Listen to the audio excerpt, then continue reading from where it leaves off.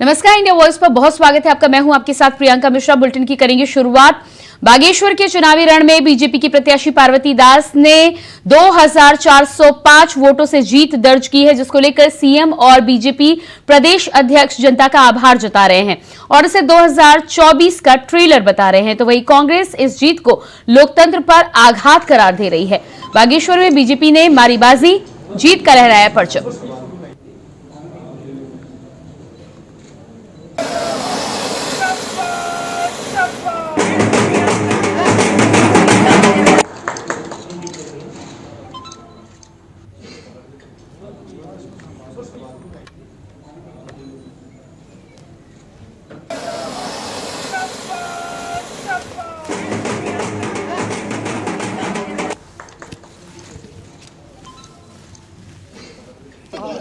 मैं सबसे पहले तो बागेश्वर क्षेत्र की महान जनता का हृदय से आभार व्यक्त करना चाहता हूं कि उन्होंने अपना विश्वास लगातार जैसे पिछले 4 चुनाव से भारतीय जनता पार्टी पर व्यक्त करते रहे हैं, आशीर्वाद देते रहे हैं। इस बार फिर से उन्होंने आशीर्वाद दिया है। मैं पार्वती दास जी को बहुत शुभकामनाएं देता हूं, बधाई देता हूं। वे मातृशक्ति की जीत है। हमारी माताओं बहनों का मैं दिल से आभार व्यक्त करना चाहता हूं, बड़े बुजुर्गों का, नौजवानों का, जिन्होंने उत्तराखंड राज्य की तरक्की के लिए, बागेश्वर को आगे बढ़ाने के लिए और हमारे देश के यशस्वी प्रधानमंत्री मोदी जी के नेतृत्व में जिस प्रकार से आज उत्तराखंड का और देश का विकास हो रहा है, उस विकास को अनवरत रूप से आगे बढ़ाने के लिए भारतीय जनता पार्टी को जिताया है। उन्होंने अपना आशीर्वाद दिया है। मैं उन सबको आश्वस्त करना चाहता हूं कि जो स्वर्गीय चंदन रामदास जी के उस क्षेत्र के लिए सपने थे, जो उनकी आशाएं थी, जिनको उन्होंने आगे बढ़ाया था, उन सभी को हम आगे बढ़ाएंगे। भारतीय जनता पार्टी के पक्ष में एक अच्छा माहौल रहा। वहाँ की जनता ने हमको जो समर्थन दिया, हमारा माननीय मुख्यमंत्री जी के कार्यों के प्रति, प्रधानमंत्री जी के कार्यों के प्रति जो उन्होंने एक उत्साह के रूप में मतदान किया है, मैं कह सकता हूं कि भारतीय जनता पार्टी के लिए चुनाव बड़ा महत्वपूर्ण था और अच्छे मतों में चुनाव को जीते हैं और ये शुरुआत है। आगामी दिनों के अंदर सारे चुनाव भारतीय जनता पार्टी इस प्रकार से जीतते आगे बढ़ेगी। कांग्रेस की हार की वजह क्या मानते हैं? देखिए, कांग्रेस आयातित प्रत्याशी लाएंगे, धन बल के आधार पर जब चुनाव लड़ा जाएगा और इस पर ज़्यादा पैसे के बल पर चुनाव लड़ने की जो पद्धति कांग्रेस द्वारा खड़ी की गई थी, मैं कह सकता हूँ बागेश्वर की जनता ने उसको नकार दिया है और वहाँ पुनः विकास को वहाँ की जनता ने स्वीकार किया और भारतीय जनता पार्टी वहाँ भी यही हुई है। जैसे मैंने आपको बताया कि 3 पार्टियां मिलकर हमारे खिलाफ चुनाव लड़ी हैं और फिर भी हम इस चुनाव को जीत के आए हैं। तो कहीं ना कहीं बागेश्वर की जनता ने एक रुझान दे दिया है 24 के लिए भी कि जब 24 में चुनाव होगा तो स्पष्ट रूप से 5 सीटें लोकसभा की भारतीय जनता पार्टी उत्तराखंड में जीतेगी। सत्ता बल, धन बल का इस्तेमाल किया, यह उनकी जीत नहीं है। निश्चित रूप से उन्होंने लोकतंत्र की हत्या की है और हम लगातार कहते रहे हैं। चुनाव के दौरान भी हमने इस बात को कहा कि भारतीय जनता पार्टी इन प्रकारेण चुनाव जीतना चाहती है और यह सच भी साबित हुआ है। ये लोकतंत्र की हार है और विकास की हार है, नौजवानों की हार है, गरीब मजलूम। घोसी उपचुनाव में सपा ने लहराया विजय ध्वज। समाजवादी पार्टी के सुधाकर सिंह ने जीत दर्ज की है। इस वक्त की अहम जानकारी घोसी उपचुनाव से बड़ी खबर। घोसी उपचुनाव में सपा ने लहराया विजय ध्वज। घोसी उपचुनाव में सपा ने लहराया विजय ध्वज। सपा प्रत्याशी सुधाकर सिंह ने दर्ज की जीत। सपा प्रत्याशी सुधाकर सिंह ने दर्ज की जीत। घोसी उपचुनाव में सपा ने लहराया विजय ध्वज। तो उत्तर प्रदेश में उपचुनाव घोसी में समाजवादी पार्टी को जीत मिली है। समाजवादी पार्टी के कार्यकर्ताओं में खुशी की लहर देखने को मिल रही है। इस सीट पर काफी समय से सपा प्रत्याशी सुधाकर सिंह बढ़त बनाए हुए थे, भारी मतों से आगे चल रहे थे और ऐसे में अब नतीजा निकलकर सामने आ गया है। समाजवादी पार्टी के नाम हो गई है घोसी सीट। और इसी खबर पर लखनऊ से प्रियम पाठक हमारे साथ जुड़ चुके हैं। जी प्रियम, जिस तरह से घोसी उपचुनाव में समाजवादी पार्टी को जीत मिली है, क्या वहां की रूपरेखा, इस समय कार्यकर्ता किस तरह से खुशी में झूम रहे हैं समाजवादी पार्टी के? बिल्कुल, देखिए समाजवादी पार्टी के बात करें तो घोसी चुनाव जो था वो केवल एक नंबर ऑफ सीट नहीं थी, बल्कि कहीं ना कहीं दोनों ही पार्टियों के लिए प्रतिष्ठा का सवाल बन गया था। और चूंकि इस सीट पर देखें तो आप प्रचार प्रसार के लिए एक तरफ जहां अखिलेश यादव अपने प्रत्याशी के समर्थन में उतरे थे, तो वहीं बीजेपी के समर्थन में खुद मुख्यमंत्री योगी आदित्यनाथ, भूपेन्द्र चौधरी, डिप्टी सीएम, तो एक पूरा का पूरा अमला जो था वो कह सकते सीट पे लगा हुआ था और ये प्रतिष्ठा का सवाल बना हुआ था। और इसमें कहीं ना कहीं सपा ने एक बड़े अंतर के साथ में जीत जो है वो हासिल करी है। और जीत समाजवादी पार्टी को बूस्टर डोज कह सकते हैं एक तरीके से 2024 के चुनाव से पहले की मिल चुकी है। और उससे उनका उत्साह जो है और उसकी पार्टी का जो उत्साह है, मनोबल है, वो काफी बढ़ा हुआ है। और कहीं ना कहीं सपा अब इसके आधार पे 2024 में भी उत्तर प्रदेश के अंदर कमल को हराकर साइकिल चलाने का दावा जो है वो करती हुई अब नजर आ रही है। कार्यकर्ताओं में, उसके नेताओं में, समर्थकों में जो है वो उत्साह देखने को मिल रहा है। बड़े अंतर के साथ में इस सीट को जो है वो समाजवादी पार्टी ने अपने कब्जे में किया है। प्रियम, वोटों की बात करें तो कितने वोटों से जीत दर्ज की गई है समाजवादी पार्टी के द्वारा? जो अंतर है वो 25,000 से अधिक वोटों का ये अंतर, और वो अंतर साफ बताता है कहीं ना कहीं कि कितना अहम ये चुनाव रहा है।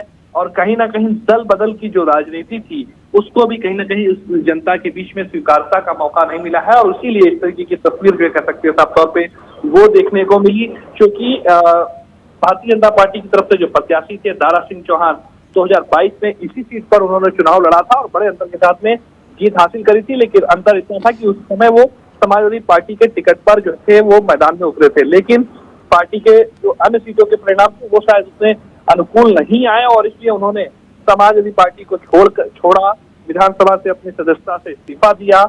इस सीट पर उपचुनाव की घोषणा हुई, भारतीय जनता पार्टी में फिर से वो शामिल हुए और बीजेपी ने उनको बतौर प्रत्याशी उतारा, लेकिन वो उस तरीके का कमाल नहीं कर पाए जिस तरीके का उन्होंने 2022 में करके दिखाया था। जी प्रियम, इसके अलावा जिस तरह से ये समाजवादी पार्टी को घोसी सीट पर जीत मिली है, इसके बाद ये भी कहा जा सकता है कि भारतीय जनता पार्टी ने तमाम जोर तो लगाया, लेकिन यहाँ पर एक तो दल बदल की राजनीति को जनता ने नकारा है। दूसरी बात यहाँ पर यह है कि समाजवादी पार्टी का इसे गढ़ भी माना जा सकता है, क्योंकि शिवपाल सिंह यादव भी लंबे समय से डटे हुए थे। देखिए, बिल्कुल साफ तौर पर कह सकते हैं कि जो जनता है उसने दल बदल की राजनीति को नकारा है और उसी का ये साफ तौर पर एक नतीजा जो है वो देखने को मिला है, जहां पर इतने बड़े अंतर के साथ में दारा सिंह चौहान को इस सीट पे हार का सामना करना पड़ा है।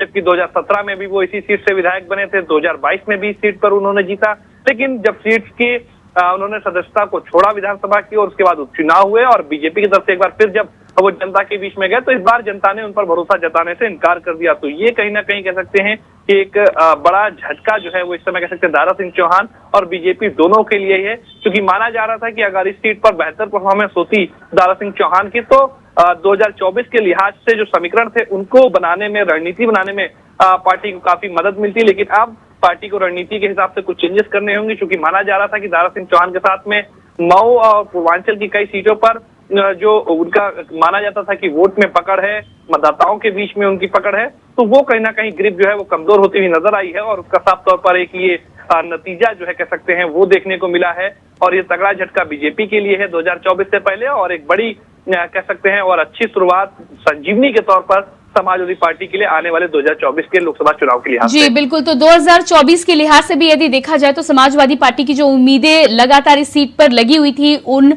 उम्मीदों में कहीं ना कहीं और अधिक रंग भरने का काम इस सीट की जीत ने किया है। साथ ही साथ यदि हम इंडिया गठबंधन की भी बात करते तो बार बार इस बात को लेकर चर्चा हो रही थी कि यदि इस सीट को समाजवादी पार्टी अपने खाते में करने में कामयाब हो जाती है तो इंडिया गठबंधन में भी समाजवादी पार्टी के कद पर फर्क पड़ेगा। आगे आने वाले समय की रणनीति किस प्रकार से बनाई जाएगी, यूपी में किस तरह से अखिलेश की स्थिति होगी वो भी साफ हो जाएगा। उसको लेकर क्या कहना है आपका? देखिए, बिल्कुल इंडिया गठबंधन को लेकर बात करें तो ये एक प्रयोग के तौर पर भी था, चूंकि एक पहली अग्नि परीक्षा थी। इंडिया गठबंधन की, जब उसका सामना एनडीए के साथ में था।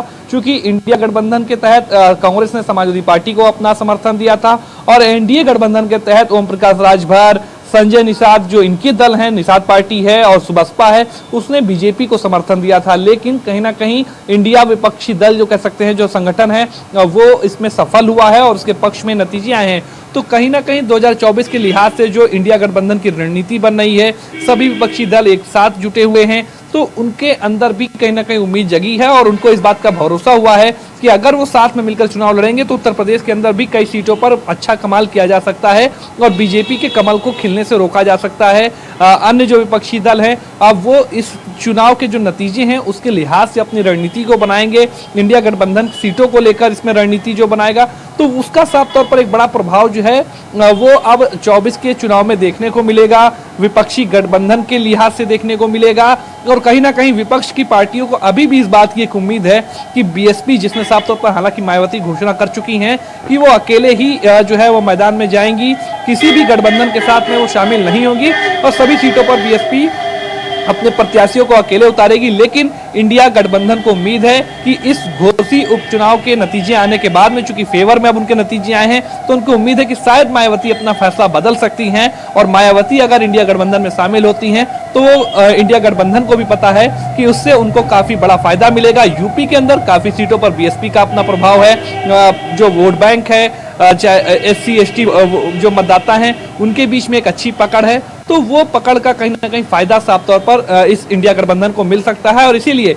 इंडिया गठबंधन लगातार इस बात को लेकर प्रयासरत है कि बीएसपी को भी इसमें शामिल किया जाए। तो कहीं ना कहीं इंडिया गठबंधन को ये उम्मीद है कि घोसी उपचुनाव के जो नतीजे आए हैं, जिसमें उसने बेहतरीन परफॉर्मेंस करके दिखाई है, उसके आधार पर वो कहीं ना कहीं आने वाले 2024 के लोकसभा चुनाव में बीएसपी को साथ में ला सकते हैं। हालांकि ये आने वाले दिनों में तस्वीर साफ होगी कि इस जो नतीजे आए हैं इसका आने वाली जो पार्टियों की जो रणनीति है उस पर कितना असर पड़ेगा और पार्टियों को अब रणनीति फिर से सोच समझ के दोबारा से बनानी होगी, चाहे वो समाजवादी पार्टी हो, चाहे वो बीजेपी हो, कांग्रेस हो, बीएसपी हो, वो सभी एक साथ मिलकर कहीं ना कहीं बीजेपी को रोकने का प्रयास करेंगे। देखना होगा बीजेपी इसको लेकर अब आगे क्या रणनीति बनाती है, क्या समीकरणों को साधती है और किस तरीके से वो जनता के बीच में जाती हुई नजर आएगी। बिल्कुल, ये आने वाला 2024 की रणनीति को लेकर तमाम पार्टियां और दोनों ही गठबंधन, चाहे एनडीए हो या इंडिया, दोनों ही गठबंधन तमाम तरह की जुगत लगाने में जुटे हुए हैं। लेकिन घोसी सीट की यदि हम विशेष तौर पर बात करें तो इंडिया गठबंधन से इतर इस सीट को समाजवादी पार्टी का गढ़ या उसकी पारंपरिक सीट जरूर माना जाएगा, क्योंकि जिस तरह से पहले भी 2 बार समाजवादी पार्टी को जीत मिली है और तमाम तरह का प्रचार करने के बावजूद भी समाजवादी पार्टी ने जिस तरह से इस सीट पर अपनी जीत दर्ज की है, साफ है यहाँ पर कि समाजवादी पार्टी यहाँ पर मजबूत है। अब ऐसे में बीएसपी को लेकर जिस तरह से आपने यहाँ पर चर्चा की है, बीएसपी और समाजवादी पार्टी इन दोनों की यदि इंडिया गठबंधन में बात की जाए तो क्या आपको लगता है कि घोसी की जीत के बाद कहीं ना कहीं अखिलेश के पास ऑप्शंस हो जाएंगे, अखिलेश अपनी बात मजबूती से इंडिया गठबंधन में रख पाएंगे? बिल्कुल जाहिर तौर पर कह सकते हैं कि इस सीट के जरिए, जैसा कि मैंने कहा कि एक संजीवनी के तौर पर है ये समाजवादी पार्टी के लिए, चूंकि पिछले कई चुनावों के अगर आप नतीजे देखें तो उसमें समाजवादी पार्टी का भी ग्राफ जो है वो लगातार गिरता रहा है और ऐसे में मैनपुरी में जो उपचुनाव हुआ था लोकसभा की सीट पर, उसमें बेहतरीन नतीजे जो थे वो देखने को मिले थे। डिंपल यादव एक बड़े अंतर के साथ में उन्होंने जीत हासिल करी थी और ठीक अब उसी तरीके से जब ये घोसी में उपचुनाव हुआ तो वहां पर भी समाजवादी पार्टी के प्रत्याशी सुधाकर सिंह ने बेहतरीन परफॉर्मेंस करी है, बड़े अंतर के साथ में जीत को हासिल किया है। तो उसके जरिए समाजवादी पार्टी का मनोबल बढ़ा हुआ है, उनका कहीं ना कहीं कह सकते हैं आत्मविश्वास जो है वो बढ़ा हुआ है और उसका कहीं ना कहीं साफ तौर पर फायदा उनको गठबंधन में अपनी बात को रखने का मिलेगा। और इस बात को उम्मीद है, इंडिया गठबंधन को इस बात की उम्मीद है कि शायद घोसी उपचुनाव के जो नतीजे हैं वो मायावती के हृदय परिवर्तन कर सकते हैं और एक बार फिर मायावती जो है वो विपक्षी गठबंधन में शामिल हो सकती हैं और अगर वो इस गठबंधन में शामिल होती हैं तो इंडिया गठबंधन को इस बात का बहुत अच्छे से अंदेशा है कि उसका उनको कितना फायदा मिलेगा और कितना प्रभाव उसका 2024 के लोकसभा चुनाव में पड़ेगा। जी बिल्कुल प्रियम, इस तमाम जानकारी के लिए आपको बहुत बहुत शुक्रिया। तो लगातार घोसी सीट पर जिस तरह से समाजवादी पार्टी को जीत मिली है, ऐसे में समाजवादी पार्टी के लिए ये जीत जरूर संजीवनी की तरह साबित होगी, क्योंकि इस सीट पर सबकी निगाहें टिकी हुई थी। एनडीए गठबंधन से लेकर इंडिया गठबंधन, दोनों ही महागठबंधन ने यहाँ पर अपनी जोर आजमाइश की थी, लेकिन समाजवादी पार्टी की कहीं ना कहीं पारंपरिक सीट भी माना जाता है। पिछले 2 चुनावों में समाजवादी पार्टी को यहाँ पर जीत मिल रही थी और ऐसे में भारतीय जनता पार्टी ने अपना पूरा जोर जरूर लगाया था चुनाव से पहले, लेकिन समाजवादी पार्टी के खाते में ये सीट गई है। बात करेंगे अगली खबर की। उत्तर प्रदेश में राज्यसभा की एक खाली हुई सीट पर हो रहे उपचुनाव में बीजेपी कैंडिडेट दिनेश शर्मा निर्विरोध चुन लिए गए हैं। इस सीट के लिए केवल दिनेश ने ही नामांकन दाखिल किया था, उनके अलावा किसी ने भी पर्चा नहीं भरा था। इसी वजह से आज नतीजों की औपचारिक तौर पर घोषणा कर दी गई है और राज्यसभा सांसद के तौर पर दिनेश शर्मा 3 बजे निर्वाचन पत्र लेने के लिए विधानसभा जाएंगे। डॉक्टर दिनेश शर्मा ने बीते 5 सितंबर को राज्यसभा की एक खाली सीट के लिए पीठासीन अधिकारी अजीत शर्मा के सामने नामांकन किया था। सीएम योगी आदित्यनाथ के साथ ही उप मुख्यमंत्री केशव प्रसाद मौर्य और ब्रजेश पाठक भी अन्य नेता पदाधिकारी इस मौके पर मौजूद रहे थे।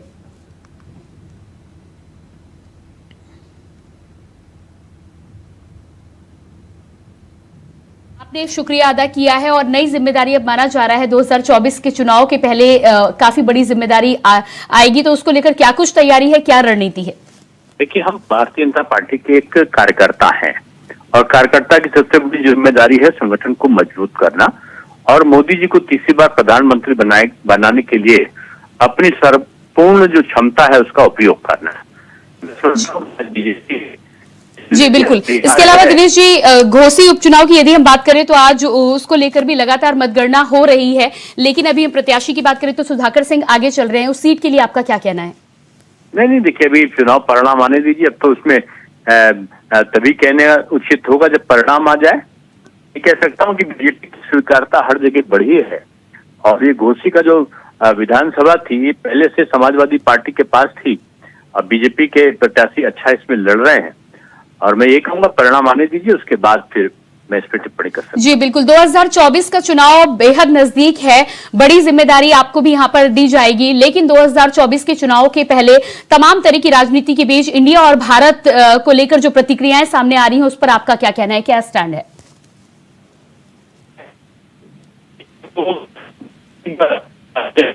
योजनाएं हैं को आधार मान के उससे पूरे विपक्ष में खलबली मची है। वो कभी जाति का बंधन लाएंगे, कभी वो संप्रदाय का बंधन लाएंगे, किसी और प्रकार की संगति पैदा करने की कोशिश करेंगे। अभी वो सनातन धर्म को गाली देने में जुटे हैं। जी बिल्कुल। जो कभी है लेकिन वो भी इस भारत राज्य को मैं समझता हूँ कि स्वर्णिम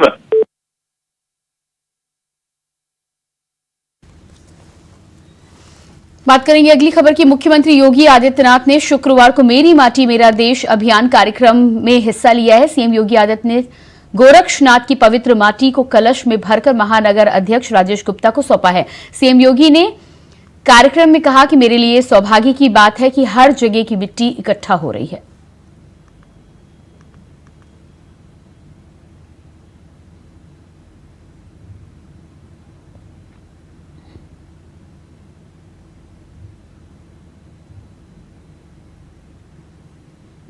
प्रधानमंत्री मोदी जी के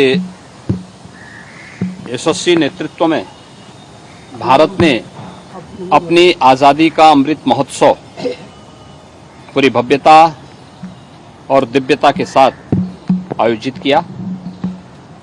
ये हम सबका सौभाग्य है कि आज़ादी के अमृत काल के प्रथम वर्ष में हम सबको नए भारत का दर्शन हो रहा है और नए भारत की 140 करोड़ की आबादी को आगामी 25 वर्ष की एक विस्तृत कार्य योजना के साथ आगे बढ़ने का एक अवसर प्रधानमंत्री मोदी जी ने उन सबको दिया है। यह देश जब अपनी आज़ादी का शताब्दी महोत्सव मना रहा होगा 2047 में, उस समय कैसा भारत हो, स्वाभाविक रूप से मध्य प्रदेश के सीएम शिवराज सिंह चौहान ने G20 पर कहा है कि भारत के लिए अत्यंत गौरव का क्षण है। भारत के प्रधानमंत्री श्री नरेंद्र मोदी जी के नेतृत्व में G20 की अध्यक्षता करी जा रही है, तो वहीं इस अवसर पर हमारे देश की धरती पर पधारे हुए सभी राष्ट्राध्यक्षों और अतिथियों का हृदय से स्वागत और अभिनंदन करता हूं। मुझे पूरा विश्वास है कि प्रधानमंत्री जी के नेतृत्व में G20 का ये सम्मेलन विश्व के कल्याण के लिए है और सबके कल्याण के लिए ये नई राह दिखाएगा।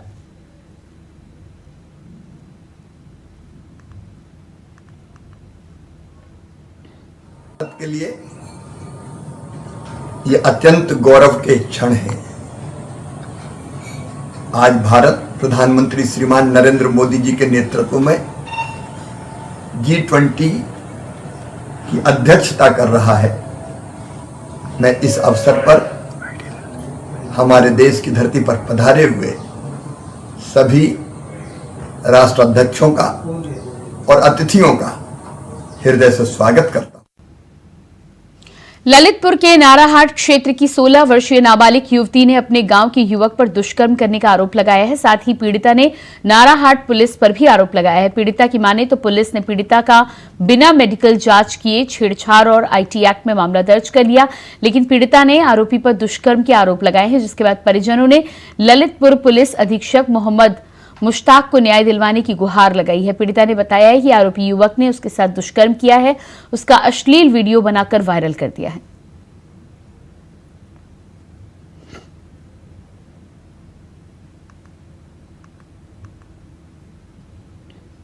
अगली खबर उमरिया से है, जहां नौराजाबाद थाना के सामने रखकर मृतक के परिजनों ने विरोध प्रदर्शन किया है। दरअसल मामला कुछ दिन पहले का बताया जा रहा है, जहां पर ग्राम देवरी निवासी संजग सिंह के गांव के पड़ोस के 4 युवकों ने मिलकर मारपीट की थी, जिसमें युवक को काफी चोटें आई थी।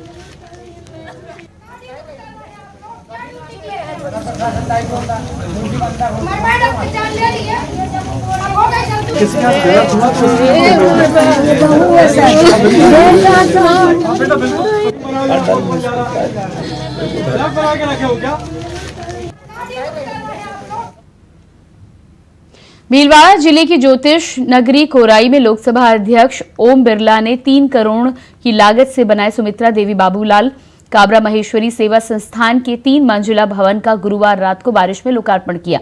आपको बता दें कि समारोह में सांसद सुभाष बहेड़िया, राजसमंद विधायक दीप्ति किरण महेश्वरी, साथ ही कई बड़े नेता शामिल रहे।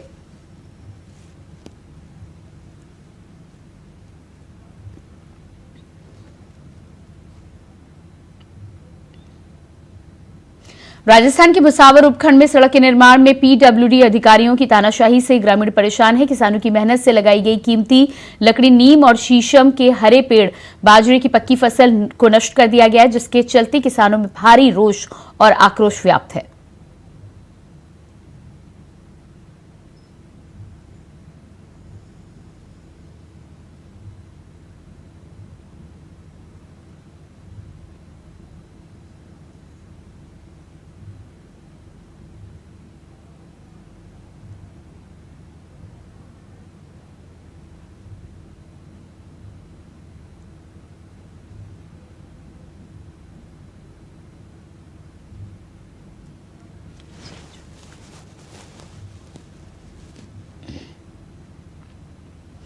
कांग्रेस नेता आचार्य प्रमोद कृष्णन के इंडिया गठबंधन को लेकर टाइटैनिक बन जाने का ट्वीट सामने आया है, जिसके बाद कांग्रेस नेता आचार्य प्रमोद का एक बड़ा बयान सामने आया है, जिसमें उन्होंने कहा है कि गठबंधन को सनातन के खिलाफ बयान देने वाले नेताओं से अलग हो जाना चाहिए।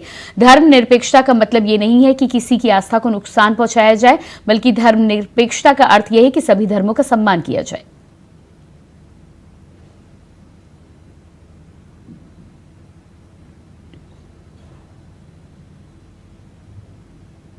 चित्तौड़गढ़ के चंदेरिया थाना क्षेत्र में नगर परिषद और विद्युत विभाग की लापरवाही का खामियाजा एक 7 वर्षीय बालिका और उसके परिवार को भुगतना पड़ा है। बता दें कि जन्माष्टमी के कार्यक्रम में भाग लेकर लौट रही बालिका की डिवाइडर के बीच में पोल के खुले तारों में करंट लगने के कारण मौत हो गई है।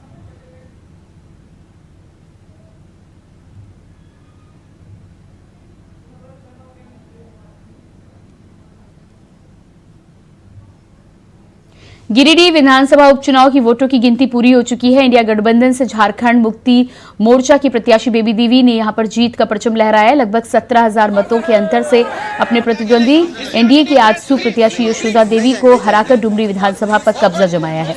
जीत की खुशी में जहां एक तरफ कार्यकर्ता यहां पर खुशी से झूम रहे हैं, तो वहीं बेबी देवी ने कहा है कि ये जनता की जीत है।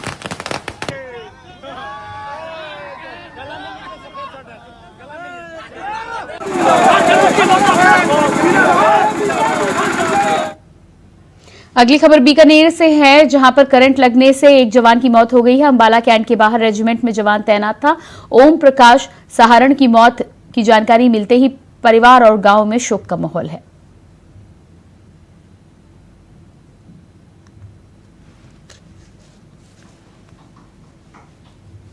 और इसी के साथ फिलहाल इस बुलेटिन में इतना ही। खबरों के लिए बने रहिए इंडिया वॉइस के साथ। नमस्कार।